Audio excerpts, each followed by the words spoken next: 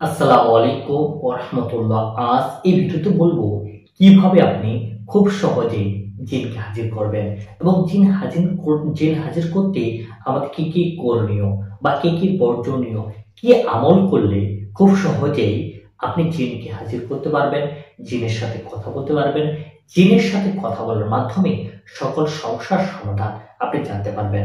আসলে জিন হাজির করার মাধ্যমে আপনি জানতে পারবেন কিভাবে একটা রোগীর সমস্যার সমাধান করা যায়। একটা রোগীর কি সমস্যা, তাকে চালান জিনের সমস্যা, তাকে জাদুর সমস্যা, তাকে আশিক জিনের সমস্যা, নাকি শারীরিক কোনো সমস্যা।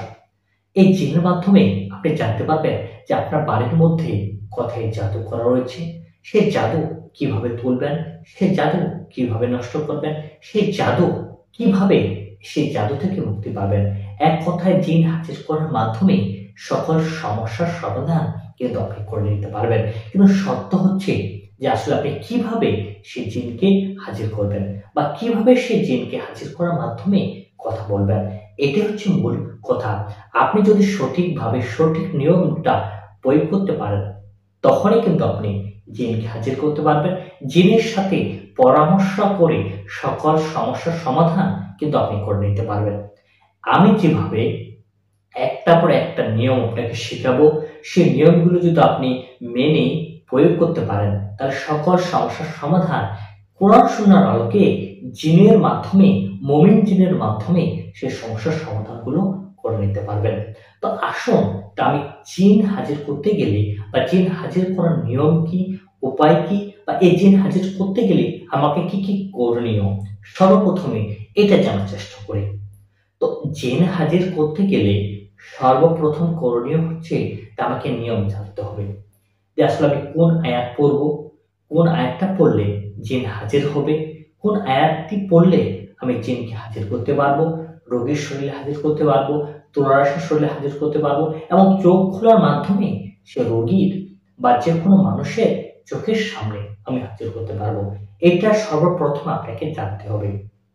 তাহলে এটা সর্বপ্রথম কিভাবে জানবেন বা কিভাবে একটা রোগীর শরীরে আপনি জিন হাজির করবেন, কিভাবে তুলারাশের শরীরে জিন হাজির করবেন, কিভাবে চোখ খোলার মাধ্যমে কারো চোখের সামনে সেই জিনকে হাজির করবেন, এক এক করে প্রত্যেকটি বিষয়ে আপনাদের সামনে বলার চেষ্টা করবে ইনশাল্লাহ।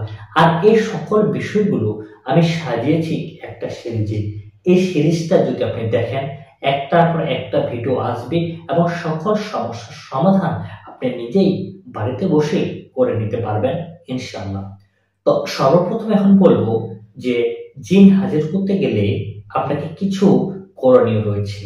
করণীয়ের মধ্যে সর্বপ্রথম আপনাকে নিয়মগুলো জানতে হবে, সেটা আমি আপনাদেরকে জানাবো বা শেখানোর চেষ্টা করব। দ্বিতীয়ত যে বিষয়টা হচ্ছে যে এই জিনের আমল আপনি করতে গেলে বা জিনকে হাজির করতে গেলে সকল নিয়মগুলো আপনি জানলেন বা আমি আপনাকে জানালাম বা বললাম যে ওই আয়াতটি যদি আপনি পাঠ করেন তাহলে জিন হাজির হয়ে যাবে। এটাই কি এত সহজ? না, এটা কখনো নয়। এই জিনকে হাজির করতে চাইলে অবশ্যই আগে আপনাকে কি করতে হবে? এই রোহানি শক্তি বৃদ্ধি করতে হবে। আপনার ভিতরে রোহানি শক্তি বৃদ্ধি করতে হবে। আপনার রোহানি শক্তি বৃদ্ধি হচ্ছে কিনা বা আপনার ভিতরে রোহানি শক্তি রয়েছে কিনা, এই সকল বিষয়গুলো কিন্তু আপনি নিজে পরীক্ষা করতে পারবেন। আসলে আপনার ভিতরে রোহানি শক্তি থাকলে কিরকম আলামত হবে বা রোহানি শক্তি না থাকলে কিরকম হবে, এই নিয়ে কিন্তু আমার ভিডিও করা আছে, চাইলে দেখতে পারেন। এখন রোহানি শক্তি বৃদ্ধি কি বা রোহানি শক্তি কেন প্রয়োজন, এই রোহানি শক্তির মাধ্যমে কিন্তু আপনি যে আপনার ভিতরে একটা শক্তি, আপনার ভিতর যে একটা ক্ষমতা সৃষ্টি হবে, এই রোহানি শক্তির মাধ্যমে কিন্তু আপনি যে কোনো ধরনের কোরআনে আয়াত পাঠ করার মাধ্যমে যে কোনো ধরনের সমস্যার সমাধান কিন্তু করে নিতে পারবেন। আর যদি আপনার ভেতরে রোহানি শক্তি না থেকে থাকে, আপনার ভেতরে রোহানি শক্তি যদি না থাকে, তাহলে আপনি যতই কোরআন আয়াত জানেন না কেন, যতই কোরআন আয়াত পাঠ করেন না কেন, কোনোভাবেই কিন্তু আপনি কোনো কাজে সফলতা পাবেন না। কোনোভাবে আপনি কোনো জিনকে হাজির করতে পারবেন না। সেই জিনকে হাজির করার মাধ্যমে যে কোনো ধরনের সঠিক তথ্য কিন্তু আপনি জানতে পারবেন না। যে কোনো রোগীকে আপনি সঠিকভাবে চিকিৎসা দিতে পারবেন না। সেই চিকিৎসা করার পরেও সে রোগীকে আপনি সুস্থতা দিতে পারবেন না বা সে সুস্থতা হবে না। এই সকল বিষয়ের জন্য আমাদের খুবই প্রয়োজন হচ্ছে রোহানি শক্তি। রোহানি শক্তি অনেকগুলো আমল রয়েছে, ইউটিউব প্ল্যাটফর্মে সার্চ করলে পেয়ে যাবেন। আমার ভিডিও তো রয়েছে, আমার অনেকগুলো ভিডিও রয়েছে তো রোহানি শক্তি কিভাবে বৃদ্ধি করবেন, রোহানি শক্তি একদিনে বৃদ্ধি করা যায়। আসলে মূলত হচ্ছে যে রোহানি শক্তি আমরা বৃদ্ধির সকলে বিষয়ে আমরা আমলগুলো দিয়ে থাকি, যে আপনি এই রোহানি শক্তি এটা বৃদ্ধি করেন, বৃদ্ধি আমলটা করেন, এতদিনের মধ্যে রোহানি শক্তি আপনার মধ্যে বৃদ্ধি পাবে। কিন্তু যে প্রশ্নটা হচ্ছে যে কি কি কারণে আমাদের রোহানি শক্তিটা নষ্ট হয়ে যায়, কি কি কারণে আমাদের রোহানি শক্তিটা কমে যায়, এই কথা কিন্তু কেউ বলে না। প্রতিটি জিনিসের নেগেটিভ এবং পজিটিভ বিষয় রয়েছে। কারণ বিষয় রয়েছে যে আপনি রোহানি শক্তি আমল যে কোনো করতে পারেন, ইউটিউব প্ল্যাটফর্মে যেগুলো রয়েছে বা আমার চ্যানেলে যেগুলো দেওয়া রয়েছে সেগুলো করতে পারেন।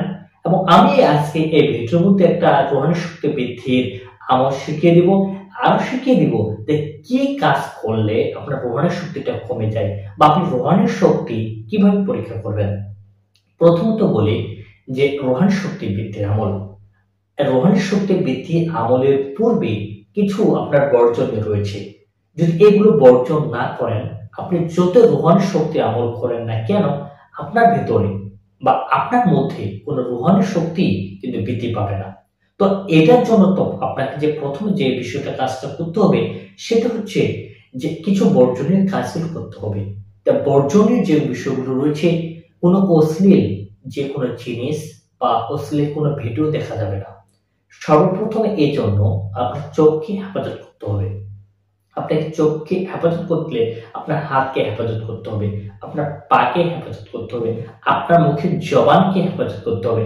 এই মুখ দিয়ে কোনো ধরনের মিথ্যা কথা বলা যাবে না। এক দ্বিতীয়ত বিষয় হচ্ছে আপনাকে হালাল রিজিক খেতে হবে। আপনি কোনো ধূমপান করতে পারবেন না, কোনো জর্দা বা হারাম যে খাবারগুলো, সেই খাবারগুলো কিন্তু আপনি খেতে পারবেন না। সেই খাবারগুলো কিন্তু আপনাকে বর্জন করতে হবে। সেই খাবারগুলো যদি আপনি বর্জন না করতে পারেন, এই নিয়মগুলো যদি না মেনে চলতে পারেন, আপনি রোহানি শক্তির হাজার আমল করেন না কেন, সেটা কিন্তু আপনার ভিতরে কোনোভাবেই বৃদ্ধি পাবে না। সংক্ষিপ্ত বলার চেষ্টা করলাম, এইগুলো আপনাকে বর্জন করতে হবে। করণীয় যে বিষয়টা হচ্ছে আপনাকে বেশি বেশি করে নফল ইবাদত করতে হবে, জিকির করতে হবে, কোরআন তেলাওয়াত করতে হবে, 5 ওয়াক্ত নামাজ সঠিকভাবে সঠিক নিয়মে এবং কি জামাতের সাথে পড়ার চেষ্টা করতে হবে। এবং আপনি যেগুলো আপনার ভেতরে একটা যে খারাপ দিকগুলো রয়েছিল সেগুলো আপনি বর্জন করেছেন, সেগুলো আপনি বর্জন করলেন, আর আপনি 5 ওয়াক্ত নামাজ টানা পড়া শুরু করেছেন। তো রোহানি শক্তি বৃদ্ধির জন্য যে আপনি যে আমলটা আমি বলতে যাচ্ছি, প্রতি 5 ওয়াক্ত নামাজের পরে আপনি ফজরের নামাজ পড়লেন, ফজরের ফরজ নামাজ শেষ করার পরে সাল্লাল্লাহু আলাইহি ওয়াসাল্লাম কমপক্ষে আপনি 351 বার পড়বেন। কমপক্ষে 351 বার এভাবে পড়বেন। পড়ার সময় কারোর সাথে কিন্তু কথা বলবেন না। তাহলে এটা আপনি এভাবে পড়লেন। এখন জোহরের নামাজের সময় আপনি পড়বেন। এখন জোহরের নামাজের সময় সাল্লাল্লাহু আলাইহি ওয়াসাল্লাম পড়ার পূর্বে একটা লক্ষ্য করবেন যে ফজর থেকে শুরু করে জোহরের সময় পর্যন্ত আপনি নামাজ পড়েন, এই মাঝখানে আপনার দ্বারা কি কি পাপ হয়েছে। আপনি কি মিথ্যা বলে কোনো পাপ করেছেন, কোনো হারাম খাবার খেয়েছেন, বা যে কোনো ধরনের আপনার পাপ হয়ে যেতে পারে। যদি কোনো ধরনের পাপ হয়ে থাকে তাহলে সেই পাপের দিকে লক্ষ্য করে আপনি তওবা করবেন, আল্লাহর কাছে বলবেন যে পাপটা আমার হয়ে গেছে, ফজর থেকে শুরু করে জোহরে নামাজ পড়ার পূর্ব মুহূর্ত পর্যন্ত যে পাপ কাজটা করেছেন সেটা কখনো করবেন না। যদি এটা করতে পারেন তাহলে তখন আপনি আস্তাগফিরুল্লাহ, আল্লাহর কাছে তওবা করবেন। তওবা করার পরে ঠিক আপনি সাল্লাল্লাহু আলাইহি সাল্লাম 351 বার পড়বেন।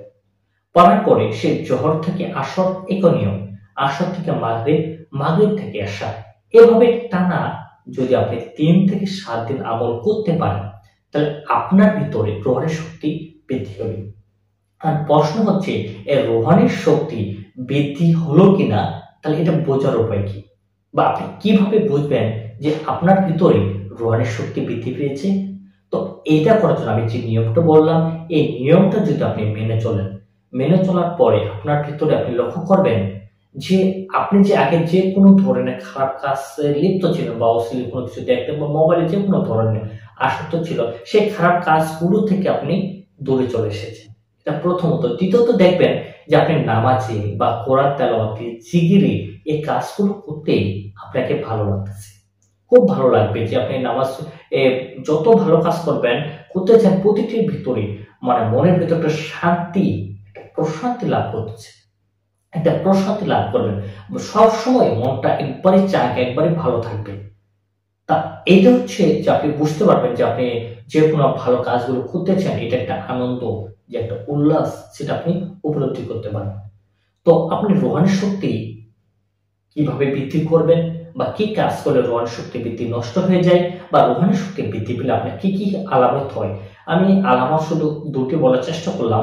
আর এই নিয়ে আমার ভিডিও কিন্তু দেওয়া হচ্ছে, চাইলে সেটাও দেখতে পারেন। তো আমি এখানে বিস্তারিত বলতে চাচ্ছি না। তো আপনার রোহানি শক্তি বৃদ্ধি হয়ে গেল। এখন আপনি জিনকে হাজির করতে চাচ্ছেন, এই জিনকে আবার কয়েক ভাবে ভাগ করা যায়। যেমন আপনি এখানে আমার দুটি ভাগ রয়েছে, আপনি কোরআন শোনা আলোকে আবার এটা হাজির করতে পারেন, অথবা তন্ত্র মন্ত্র দিয়ে কিন্তু এটা হাজির করতে পারেন। যদি আপনি তন্ত্র মন্ত্র দিয়ে আপনি হাজির করতে চান, তখন কিন্তু আপনার এই যে আমি সত্যগুলো বললাম বা আপনার ইসলামের দৃষ্টিতে কোরআন শোনা আলোকে, তখন কিন্তু এটা আপনাকে করতে হবে না। আর যদি আপনি কোরআন শূন্য আলোকে করতে চান, তখন কিন্তু আপনাকে শতভাগ মেনে চলতে হবে। আমি আজকে যেটা আপনাকে বলবো সেটা হচ্ছে কোরআন শূন্য আলোকে। কোরআন শূন্য আলোকে কিভাবে সেটা আপনি বৃদ্ধি করবেন। কোরআন শূন্য আলোকে আপনি জিনকে হাজির করতে চাচ্ছেন, এখানেও আবার কিন্তু কিছু প্রসেস, কিছু পদ্ধতি রয়েছে। আপনি কি জিনকে সরাসরি হাজির করতে চাচ্ছেন, আপনি জিনকে কি সরাসরি হাজির করার মাধ্যমে কথা বলতে চাচ্ছেন, এটা একটা প্রথম পদ্ধতি। দ্বিতীয় পদ্ধতি হচ্ছে আপনি কি রোগীর শরীরে হাজির করাতে চাচ্ছেন।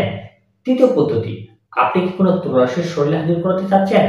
চতুর্থ পদ্ধতি, আপনি কি কারো চোখ খোলার মাধ্যমে বা কারো চোখের সামনে জিনকে হাজির করাতে চাচ্ছেন। এই চারটি বিষয় এখানে রয়েছে। এই চারটি বিষয়ের ধাপ আবার কিন্তু ভিন্ন ভিন্ন, চারটি বিষয়ের ধাপ আবার কিন্তু ভিন্ন ভিন্ন। এই এক একটা বিষয়ের উপরে আপনাদেরকে জানানোর বা শেখানোর চেষ্টা করব, সেটা পর্যায়ক্রমে ইনশাআল্লাহ। তো আজকে শুরুতে এটা নিয়মটা বললাম যে জিন হাজির করা বা নিয়ম বা উপায়টা কি। এরপরে আমি বলবো যদি আপনি সরাসরি জিনকে হাজির করতে চান, কিভাবে হাজির করাবেন। সরাসরি জিনের সাথে কথা বলতে চান, কিভাবে বলবেন। যদি তুলারাশের শরীরে হাজির করতে চান, কিভাবে করবেন। যদি আপনি রোগীর শরীরে জিনকে হাজির করতে চান, কিভাবে করবেন।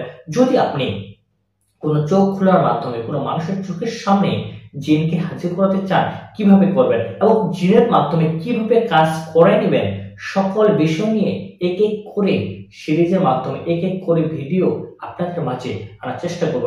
আসলে আপনি কোন বিষয়ে ভিডিও চাচ্ছেন বা কোন বিষয়টা আগে দিলে আপনার উপকার হবে, কমেন্টে কিন্তু আপনি জানাতে পারেন।